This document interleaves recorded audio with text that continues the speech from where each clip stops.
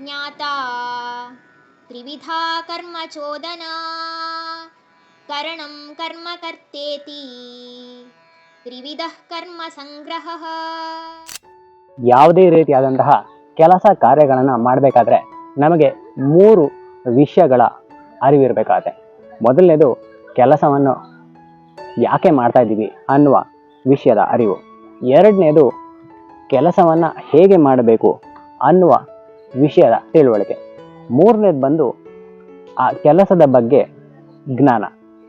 ಇವಿಷ್ಟು ಇದ್ದರೆ ನಾವು ಆ ಕೆಲಸ ಕಾರ್ಯವನ್ನು ಶುರು ಮಾಡಲು ಸುಲಭವಾಗಿ ಅನಾಯಾಸವಾಗಿ ಮಾಡಲು ಸಾಧ್ಯ. ಅದೇ ಇವಾಗ ಒಂದು ಕೆಲಸವನ್ನು ನಾವು ಮಾಡಿಸ್ಬೇಕಂದ್ರೆ 3 ವಿಷಯಗಳು ಗೊತ್ತಿರಬೇಕಾಗುತ್ತೆ.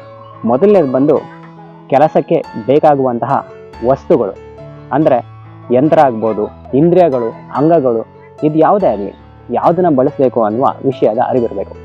ಎರಡನೇದು ಬಂದು ಯಾವ ವಿಧಾನದಲ್ಲಿ ನಾವು ಇದನ್ನು ಮಾಡಿದ್ರೆ ನಮಗೆ ಸುಲಭವಾಗಿ ಅನಾಯಾಸವಾಗಿ ಇದನ್ನು ಮಾಡ್ಬೋದು ಅನ್ನುವ ವಿಷಯ ಗೊತ್ತಿರಬೇಕು. ಮೂರನೇದು ಬಂದು ಯಾರ ಕೈಯಲ್ಲಿ ಇದನ್ನು ಮಾಡಿಸಿದ್ರೆ ಅಥವಾ ಯಾರು ಇದನ್ನು ಮಾಡಲು ಸಮರ್ಥರು ಅನ್ನುವ ವಿಷಯ ಗೊತ್ತಿರಬೇಕು. ಅಂದರೆ ಅದಕ್ಕೆ ಸರಿಯಾದ ಮನುಷ್ಯನ ನಾವು ಇಡಬೇಕು ಅಂತ ಇಲ್ಲಿ ಹೇಳ್ತಾರೆ. ಇದನ್ನೇ ಇವಾಗ ನಾವು ಸೇಮ್ ವೇವ್ ಲೆಂತಲ್ಲೇ ಯಾವುದೇ ಸಮಸ್ಯೆ ಆಗಲಿ ಅಥವಾ ಯಾವುದೇ ಕೆಲಸ ಶುರು ಮಾಡಬೇಕಂದ್ರೆ ಅದರ ವೈ ಮತ್ತು ಹೌನ ತಿಳ್ಕೊಳ್ಬೇಕು ಅಂತ ಹೇಳ್ತಾ ಇರ್ತಾರೆ. ಎಲ್ಲ ಪ್ರಿನ್ಸಿಪಲ್ಸ್ಗಳು ಇದನ್ನೇ ಹೇಳೋದು.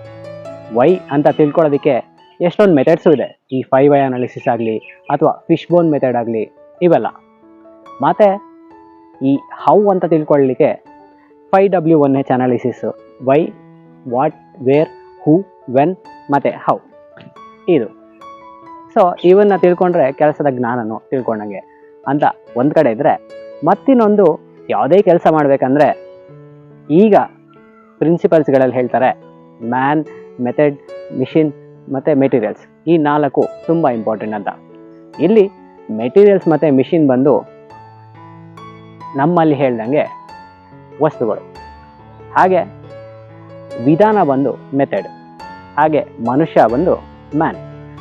ಇದು ಎಷ್ಟು ಒಂದೇ ವೇವ್ ಲೆಂತಲ್ಲಿದೆ ಇದು ನೀವೇ ನೋಡ್ಬೋದು.